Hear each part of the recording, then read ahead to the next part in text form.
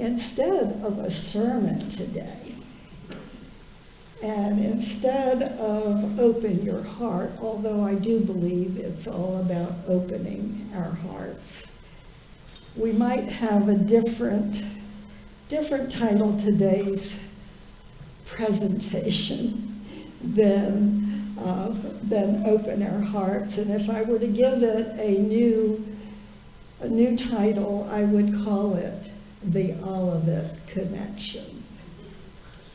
Some of this will be news to some of you, and I've asked a few people that I think might know a little bit more of the history to do some fact checking. We know how important fact checking is these days. So I think my story is pretty accurate, but I hope that you will learn some things. How do stories start?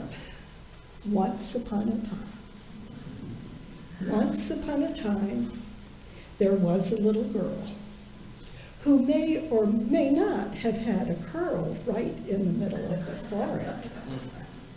And I'm guessing that when she was good, she was very, very good. But when she was bad, she was horrid. Now, this little girl has had a long and blessed life, which hopefully will continue for some time into the future.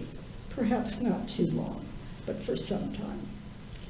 As she has given some thought to this life, she realized that in many ways her life has been connected to this church in Olivet, which is now a part of the larger, charming Olivet community. Just to give you a bit of background to the story, the context. When we study the Bible, we know the context is important. The story actually begins before this little girl was born. You see, as for most of us, her story began when her father and mother met. It's interesting that they met because her father was born and raised in Calvert County, a native through and through, related to many other natives, as the natives of Calvert County know. He dropped out. He was a farmer and a waterman who dropped out of school at about the 8th grade because his father needed him to help at home. Her mother, on the other hand, was a Baltimore City girl whose father was a bank president, a state senator, was educated as a lawyer. Her mother was a Baltimore City girl who never called it Baltimore. She was from a different place in Baltimore. It was never Baltimore. Her father tragically died when she was only 6 years old, so the little girl never knew her maternal grandfather. Following in her older siblings' footsteps, this young Baltimore woman received a college education.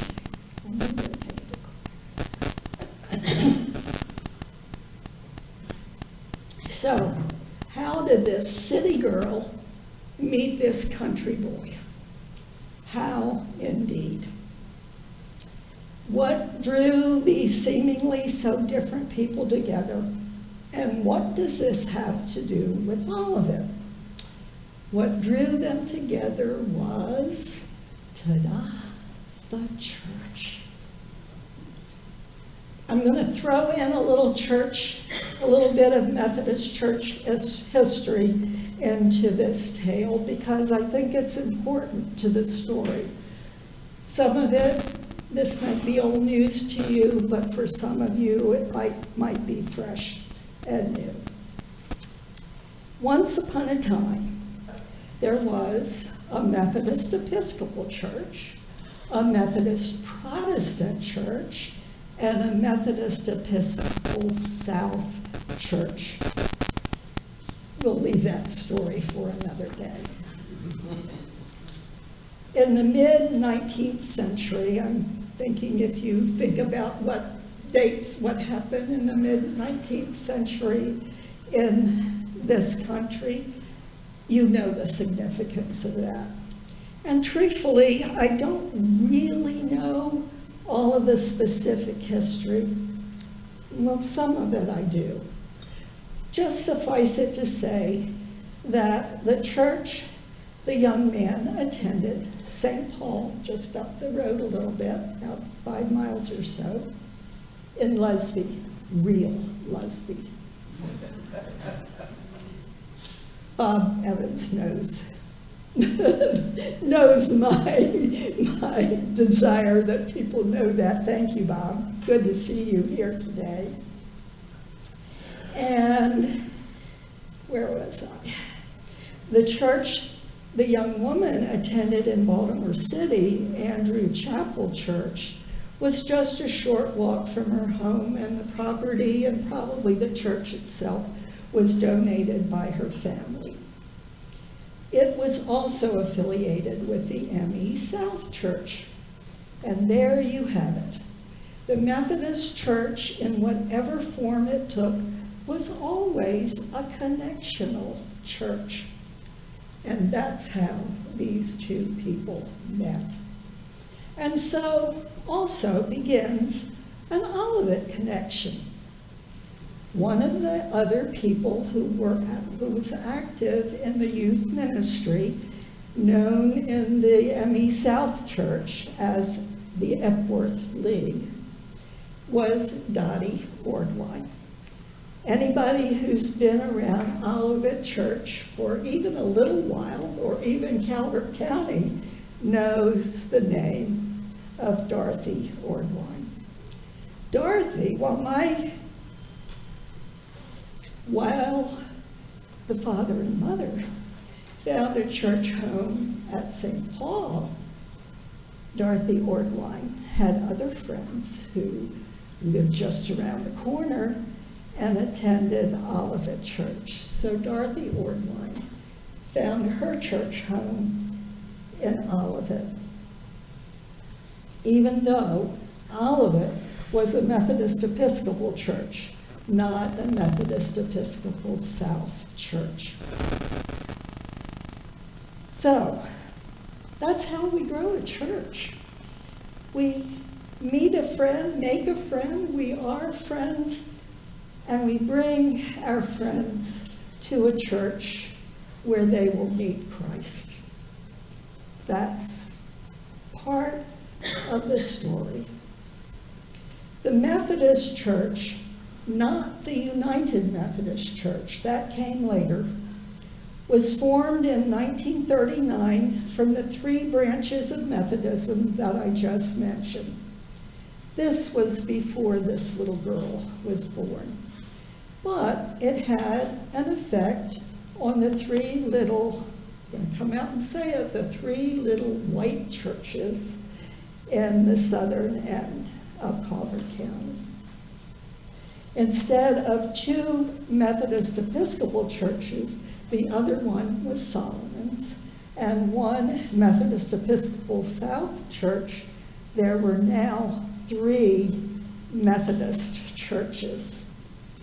And the pastor who had previously served Solomon's and Olivet, and who had been told, and who the people of St. Paul Church had been told, that he was going to move, that he was not going to serve all 3 churches. Guess what? He served all 3 churches. He would start at Solomon's early in the morning on Sunday. He would then come to Olivet, and then on to St. Paul.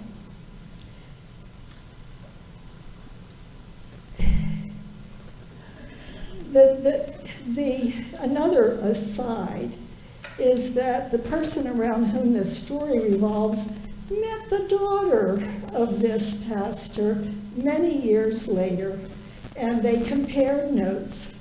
It was determined that this was the pastor that had performed the wedding ceremony for the mother and father. A friend brought her to visit Olivet on a weekday a couple of years ago. Don't you just love the connection? So this little girl was baptized and grew up and became a member of St. Paul, one of the 3 churches. 3 churches, 1 pastor, who made the rounds of all 3 churches every Sunday morning. Lots of pastors over the years, some old, some young, some just starting out. And for all the longest time, it was a 3-point charge, and all of the pastors were men. Many of them for only 2 or 3 years, others for longer. All of them, all of the pastors had a charge to keep, a God to glorify, the message of salvation to tell. There were things that the 3 churches did together, like youth group and vacation Bible school. One of the most important things they did together were yearly revival meetings. Anybody know what a revival meeting is? Yeah. We don't, some people still do that, and I have a notion you might be reintroduced to that sometimes in the near future. Anyway, the evangelist, a guest evangelist, would come. Sometimes we get tired of hearing the same old voice over and over again, so whoever the pastor was would invite a friend evangelist to come and preach the revival meetings. They would preach sermons that invited people to accept Christ as their Savior, and they would lead the congregation in singing, "Just as I Am." They didn't always meet at the same church. This little girl, maybe no older than 7 or 8 years old at the time, recalls a year, when the revival meeting was held right here in Olivet Church. She recalls that when the altar call was given, she came forward and knelt at the altar, probably right about that spot there. She invited Jesus to come into her heart, to come in to stay. What a powerful connection to Olivet Church. Little girls and little boys don't stay little. They become teenagers. They learn to drive, and they're allowed to go out on their own. And guess what came next? Another Olivet connection. 2 young people fall in love and eventually get married.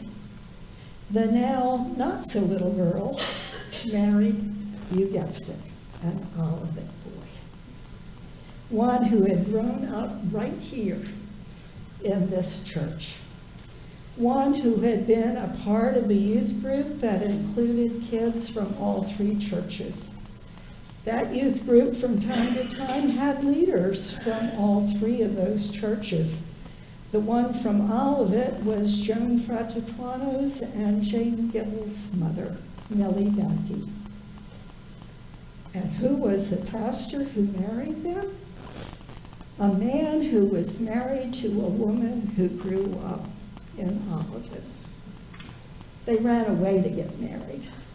And the only witness or the only witnesses to that wedding was our Olivet neighbor and their 2-year-old son. He used to ask the mother-in-law if the marriage took. Even though and I'm guessing you've already guessed who this story is about. Who else would know all those details? Even though we moved away from Olivet for a season, eventually we came back to make this our forever home. A lot of things had changed in the intervening years. For one thing, the Methodist Church and the Evangelical United Brethren Church merged in 1968 to become the United Methodist Church. This merger did not make a big difference to the churches in this area, just basically a change of name. But it did in Frederick County, where the family was living at that time. In fact, the church they attended was an actual merger of two congregations, one Methodist and one EUB. But you gotta love the connection. When we moved there, the pastor of the church I took my daughters to had been the pastor of my grandmother's church in Baltimore. And the pastor previous to him had been one of the pastors here that served the 3-point charge when I was a teenager, and he was very important to me in my growing up years. Another thing that had happened was that St. Paul had become what they call a station church, which means they were no longer part of the 3-point charge. For a while, Solomons and Olivet remained on a charge together, and then each of them became a standalone charge. Change after change after change. Betsy and I were talking on the way here, and Betsy allowed us how change was good. And then we said, sometimes it's good. What I replied was, it's always, always inevitable. There's going to be change.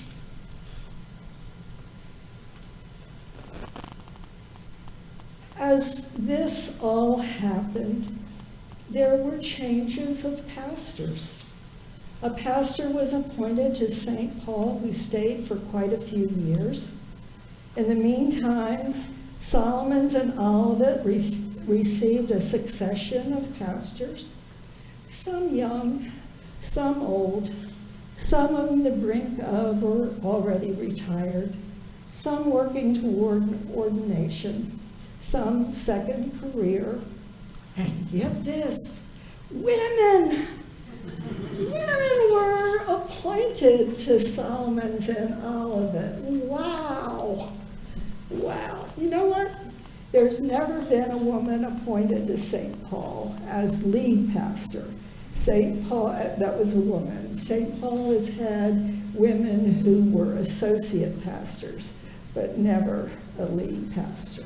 They have a Korean now, but not a woman.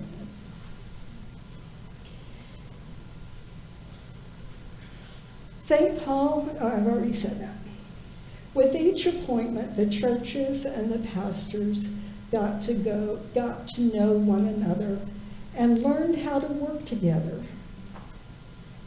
As another aside, some of you might be aware of this, maybe not. Some of you out there in Zoom land, I'm sure, are. I left as Ruth Alice, a name that my family and friends I knew growing up still call me. And I came back as Ruth, as I had become known to in all the other places we had lived. I found it funny a few years ago when Pastor Linda was interviewing some people during COVID, and she interviewed Almerita Joy. Almerita Joy allowed us how she knew Ruth Alice, but didn't know any Ruth Dixon. I know she knew who I was, but you never know how an Olivet connection will play out. Because my dad was still alive and attending church when we moved back to Southern Maryland, I decided to take my daughters to St. Paul to attend church there with him. I became a very active layperson there. I see Joyce turning to Don. I love looking out at you here, knowing that I have known some of you from St. Paul and Solomon's and all of it. Worshiping together, that's what, and First Saints, dare I leave First Saints out. I was very active layperson there, but one of my daughters made friends with one of the Olivet girls. And as soon as she was confirmed at St. Paul, she transferred her membership to Olivet. Go figure. I believe that Reverend Balderson was the pastor at the time. And my memory of him is that he played a musical instrument similar to an accordion. It might have been a concertina, I'm not sure. But we gave him the accordion that my daughter had lost interest in. I really don't know whether he ever played it or not, but that was another interesting, I think, Olivet connection. But because of my daughter's involvement with Olivet, I kept in touch and got to know some of the pastors. Chronological order, for the most part, escapes me, and I don't know how important that is. Some of you have been here over the years, some have not. And you are all of you, on Zoom, here in person, are welcome here. We have open hearts. Remember, don't forget. A quick rundown and what and who I remember most are Ken Bowen, whom I had known from the days we both attended the same camp meetings in Damascus, Maryland. Bob Scheffner, there are many memories of Bob, some very deep conversations we had from time to time. As it gets closer to the present, and I was able to look up some of the dates, I'm clearer about the names of the pastors and how they impacted my life. I believe, I'm not real sure, this is where the fact-checking comes in. I think that Pastor Lil Guy was the last pastor to pastor both churches, Solomon's and Olivet, at the same time. Not real sure about that, but I think that's the case. The funny thing with Pastor Lil and I is we went back and forth about my living in Olivet and going to church at St. Paul. I never was sure how much she was kidding me about that and how much she really thought I ought to be coming to Olivet. But when my husband died, and his funeral was held here where he had grown up, she participated in the funeral and supported me in many ways. After Pastor Lil came Pastor Sue Shorb Sterling, who supported my call into ministry. She was my guide and mentor until she was appointed to another church. A change of pastors. And it was to her and to this congregation that I ran to tell the good news that I had received an appointment after it had been announced to the church I was serving. You were my first stop. After Pastor Sue, it was Pastor Faith, who assumed the duties of my mentor until she retired. The other thing that I remember about Pastor Faith is it was really close to the time she left here, I had a cancer scare.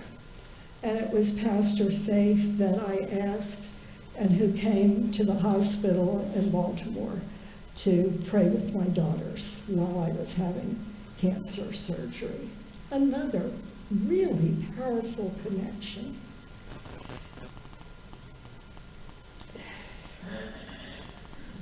All of it got to celebrate the ordinations of Pastor Lil, Pastor Sue, Pastor Faith, and most recently, Pastor Alex. While Pastor Linda, whom I had known at Wesley Seminary, was here, I retired from pastoral ministry. She and Olivet Church welcomed me home. Olivet was home now. Not St. Paul, although my brother and sister-in-law still are attached to St. Paul, so they're close. I've learned, thank you God, that whether I am retired or not, people will insist on still calling me pastor. We come to the present time, where I guess we all feel that Pastor Alex has been with us for far too short of time. Each of these pastors have shared their gifts with us. We have learned from them. We have cared for them. Hopefully they have cared for us. Hopefully in some way we have been a blessing to each one of them. As the prophet Isaiah reminds us, God is about to do a new thing. God will make a way where there seems to be no other way. We are about to be blessed by a new pastor. We will learn from her as she comes from another of our sister Methodist churches. I don't know, I know some about it, but I dare say Pastor Nia will share some of the history of the African American Episcopal Church. God has been preparing her to be our pastor, and God has been preparing us to receive her as our pastor. We are about to have the opportunity to be blessed by a new pastor and to be a blessing to a new pastor.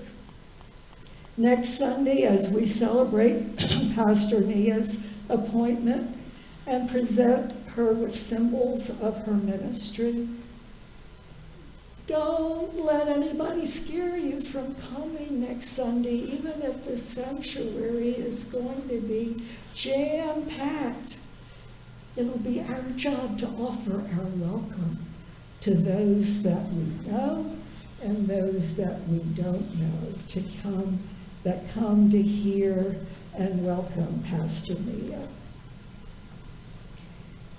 Next Sunday, as we celebrate Pastor Nia's appointment and present her with symbols of her ministry, we as the congregation, this church, the people, will be asked to renew our own commitment to participate in the ministries of the church by our prayers, our presence, our gifts, our service, and our witness.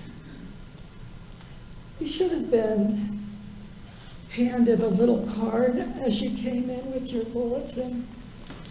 I'm going to ask that we share that together.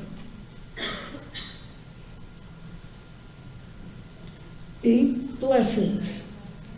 Be present. Expect joy.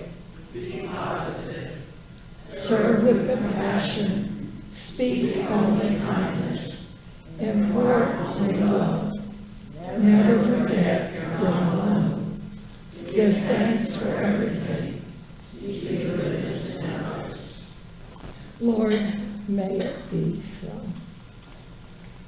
Pause for for a few minutes as we prepare